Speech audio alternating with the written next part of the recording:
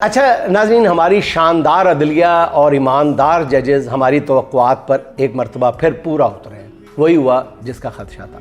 इमरान खान और बुशरा बीबी की अल-कादर trust case में सज़ा मुअत्तली की दरखास्तों पर समाअत आज इस्लामाबाद हाई कोर्ट के कायम मुकाम चीफ जस्टिस सरफराज डोगर और जस्टिस आसिफ साहब ने करना थी, लेकिन ऐन मौके पर पता चला कि जस्टिस आसिफ साहब तो छुट्टी पे चले गए और कॉज लिस्ट मनसूख कर दी गई। हालांकि 5 जून की समाअत के दौरान ओपन कोर्ट में कायम मुकाम चीफ जस्टिस ने साथी जजेस की मुशावरत से 11 जून की तारीख रखी और दोनों फाजिल जजेस ने अपना शेड्यूल वगैरह चेक किया, फिर ही तारीख दी ना। लेकिन ऐन मौके पर जस्टिस आसिफ साहब को आज नागज़ीर वजूहात पर छुट्टी करना पड़ गई और इस तरह मामला जो है इमरान खान और बुशरा बीबी की सज़ा मुअत्तली दरखास्तों का जो मामला है एक बार फिर लटक गया। अब नाज़रीन, मुझे पता है कि आप कहेंगे कि जी ये अदलिया है ही ऐसी है वैसी है, फ़ौरन अब ताना देने लग जाएंगे और अलीमा बीबी की तो आदत है फ़ौरन गुस्से में आ जाती है। अब बताएं कि अब आखिरी लम्हे में अगर उनको सर में दर्द हो गई है, बुखार का पता चला है, घर से फ़ोन आ गया होगा, 100 मुसीबतें, कौन बंदा है जो ये कहता है कि जनाब मैं कभी छुट्टी नहीं करता अचानक।